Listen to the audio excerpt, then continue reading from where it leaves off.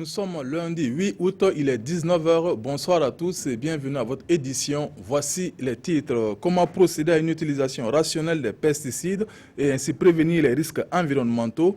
La réponse avec ces 70 formateurs qui viennent d'être outillés à Bobo-Dioulasso sur la gestion des pestes et pesticides à travers une formation qui a allié théorie et pratique sur le terrain.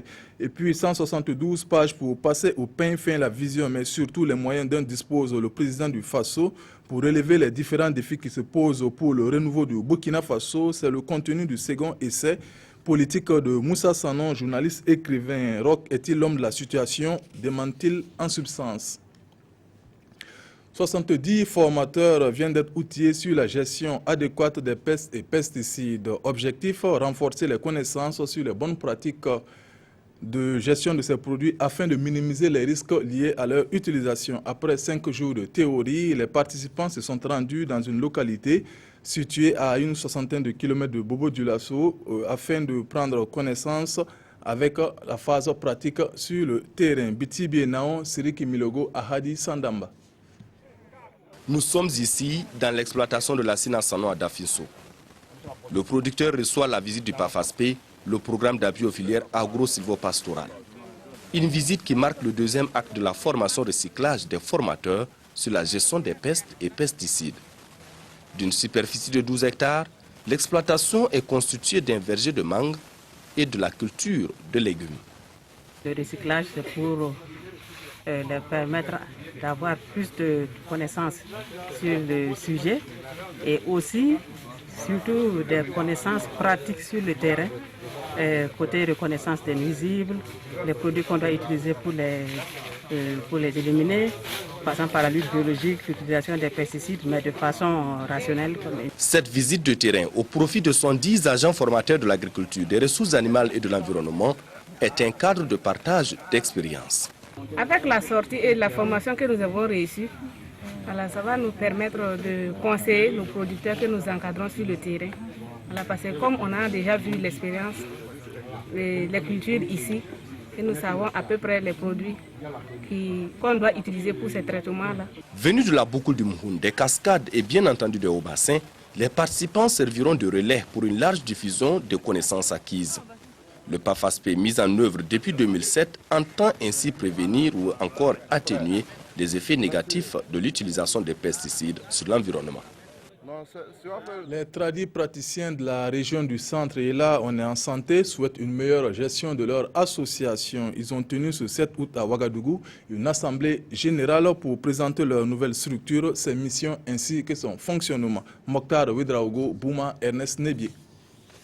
Créée par les démissionnaires du réseau des traduits praticiens et herboristes de la région du centre, l'Union régionale des traduits praticiens de santé et herboristes du centre veut rompre avec les erreurs du passé. À cette première assemblée générale, elle affirme qu'elle travaillera en toute transparence dans la gestion du bureau. Tout sera clair. Ça veut dire qu'il y aura des assises, des réunions, il y aura des assemblées générales. Nous allons faire en sorte pour suivre ce que nos textes nous disent de suivre. Voilà. Donc pour cela, il faut qu'il y ait l'alternance aussi en notre sein, pour qu'il n'y ait pas de la pagaille. Voilà. Nous pensons que ça ne sera pas comme la gestion de l'autre côté. 28 associations composent l'Union régionale des traduits praticiens de santé et herboristes du centre. Pour mener à bien ces activités, elle entend agir en toute légalité. Et nous allons approcher l'administration pour qu'on puisse avoir nos récépissés, pour mieux travailler, pour éviter les problèmes entre nous. Il serait mieux que les autorités puissent faire en sorte que chaque structure puisse travailler dans la paix, dans le calme. L'Union régionale des traduits praticiens de santé et herboristes du centre a vu le jour le 14 janvier 2016. Son ambition est la création d'un meilleur cadre d'échange pour venir à bout des problèmes de santé par la médecine traditionnelle. Cette assemblée générale a été l'occasion pour certains membres d'exposer leurs produits. Ce 7 août 2016, la République de Côte d'Ivoire a célébré le 56e anniversaire de son accession à l'indépendance. À l'invitation de son homologue de la région de Bunkani en Côte d'Ivoire, le gouverneur de la région du Sud-Ouest a pris part aux festivités. Une occasion pour ces deux responsables d'appeler à plus de cohésion et de paix les populations de ces deux entités frontalières. Bernard Kombelem, Isaka Nana. Bouna, chef-lieu de la région du Bunkani en République de Côte d'Ivoire. À l'instar des autres régions, cette localité du Nord a vibré au rythme du 56e anniversaire de l'indépendance de la Côte d'Ivoire. Une fête nationale marquée cette année par le conflit intercommunautaire qui a durement secoué le Bunkani. Moi personnellement je suis encore sous les effets. Aujourd'hui, je lance toujours un appel à l'apaisement, un appel à la réconciliation, un appel à l'union. Pour tous ceux avec qui nous vivons ensemble dans la région, voici le message que je suis en train de laisser présentement à la population de la région. Tout en moi, à mon humble envie, à chaque fois j'essaie de trouver les voies et moyens qui peuvent nous amener à une réconciliation totale pour cette région. Cette région fait frontière avec le Burkina Faso qui a accueilli une partie des déplacés au plus fort de la crise. Les deux peuples s'offrent ici l'occasion de resserrer leurs liens séculaires de solidarité et de fraternité. La qualité des relations, l'interdépendance de nos peuples est telle que je ne puis m'empêcher de venir. Le désir des deux peuples de vivre en paix dépasse de loin ces incidents malheureux qui du reste sont en train de se résorber par la qualité de l'intervention de M. le Préfet, par son engagement personnel et de toutes les autorités de la région. Ces relations sont déjà démontrées à un niveau très haut par les chefs d'État.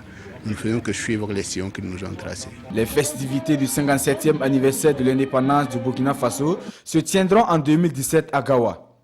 Et le gouverneur du Sud-Ouest d'inviter alors son homologue ivoirien à faire un lobbying auprès des fils et des filles de la région afin qu'ils investissent dans leur mère patrie pour la réussite de cette fête nationale. L'heure est à l'installation des conseils municipaux un peu partout au Burkina Faso. C'était autour de la commune urbaine de Manga ce 7 août. Forte de 37 conseillers, la nouvelle équipe sera dirigée par Jérôme Rwamba. Il entend placer son sceau sur le mandat de la continuité. Césaire Carrefour, Yolande Lompo. Malgré les caprices de Dame Nature, personne n'a voulu se faire compter l'événement. Jérôme Rwamba, ici en image, est le 5e bourgmestre de la cité de l'Épervier. Pour les 5 prochaines années, les armoiries de la commune urbaine de Manga lui ont été confiées. Nous plaçons notre mandat sous le signe de la continuité des acquis déjà engagés par la délégation spéciale. Et nous comptons mettre en exécution le plan de développement national, le PNDS, que le gouvernement vient d'adopter.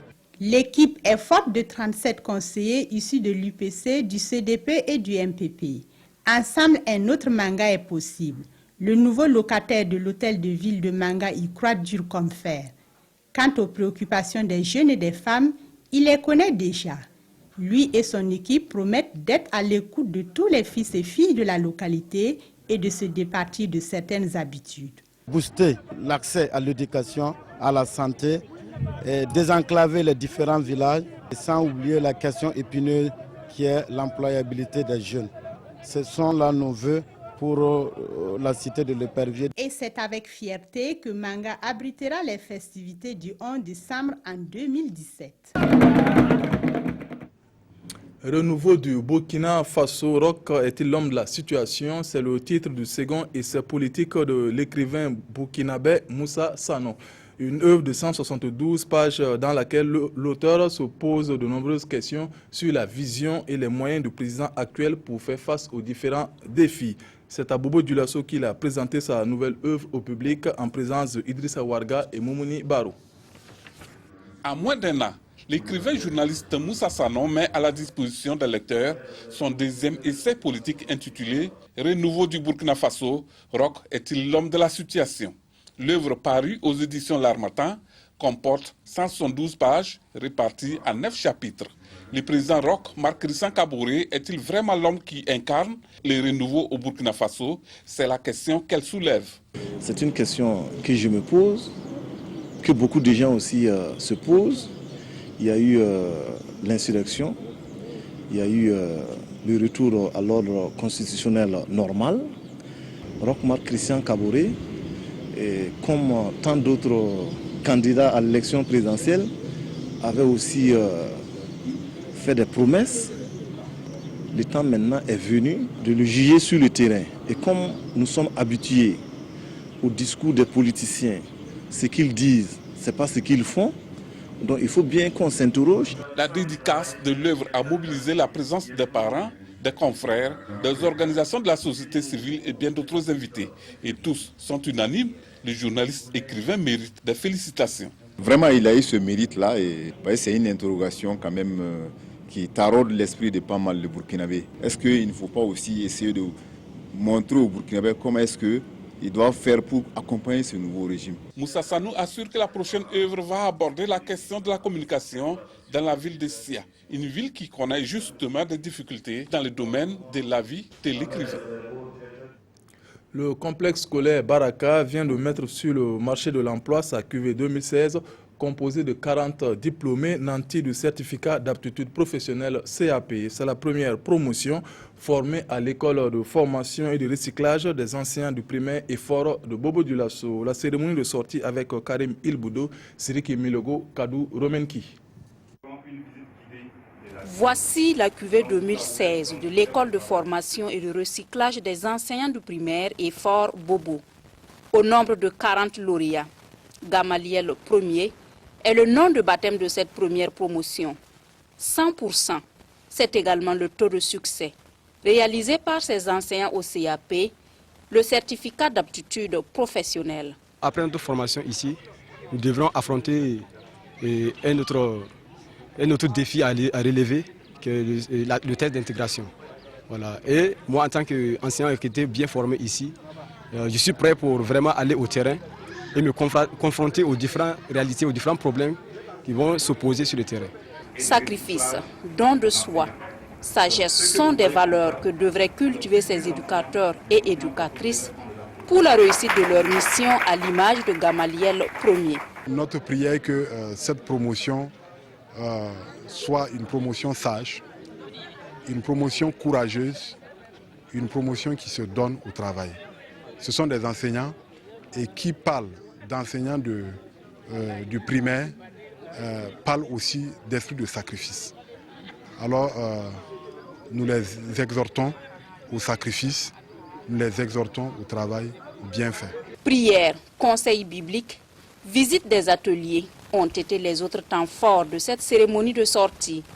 Réaliser 100% à l'examen d'intégration est le souhait de cette promotion. Détente, distraction et compétition, voici les ingrédients de la première édition de Dédougou Vacances Ambiance. Une édition qui va se dérouler en 2 étapes. Les participants vont rivaliser en slam, ballet et imitation d'artistes. Cette édition a lieu sous le thème « Ensemble, combattons l'incivisme sur les réseaux sociaux ». Assami Kaboré, Karim Ouedraogo, Paul Savadogo. Slam, ballet traditionnel et moderne, imitation d'artistes, ce sont les 3 disciplines de cette compétition qui est à sa première édition. Dédougou Vacances Ambiance constitue un cadre de distraction et de détente pour la jeunesse en cette période de vacances. Ouverte à tout le monde, cette compétition permet aux jeunes de rivaliser en talent. Dédougou Vacances Ambiance pour la première édition, nous n'avons pas vraiment en tout cas essayé de limiter ceux-là qui peuvent compétir. Nous l'avons ouvert. Donc vous venez de constater même qu'il y a en tout cas ces jeunes-là qui ont peut-être la dizaine d'années. Il y a ceux aussi qui sont en tout cas voilà, 20 et quelqu'un qui compétissent. Voilà, chacun viendra montrer ses compétences et ses talents. On trouve que la jeunesse vraiment s'est en tout cas accaparée en tout cas disons ce concept-là et on souhaite qu'elle se pérennise d'année en année pour le bonheur des jeunes de Dédougou. Au-delà de la compétition, Dédougou Vacances Ambiance vise à sensibiliser la jeunesse sur le civisme dans les réseaux sociaux surtout. La marraine de cette première édition salue cette initiative. Elle invite les jeunes à œuvrer pour un Burkina meilleur. Quand les jeunes ont des initiatives, il faut les encourager. Donc je les invite à être sages, à être travailleurs, à être bâtisseurs pour que le Burkina, un jour, baigne la paix, la joie pour eux, pour leurs enfants et pour nous qui serons des personnes âgées dissipées. Composé d'artistes et d'hommes de culture, le jury jugera les compétiteurs sur la vivacité, le montage chorégraphique et la communion avec le public, entre autres. La seconde phase, qui est la finale, est prévue pour samedi prochain. C'est la fin de cette édition. Vous avez rendez-vous avec Fousseni Kindo pour le 20h. Je vous retrouve demain à la même heure. Bonsoir.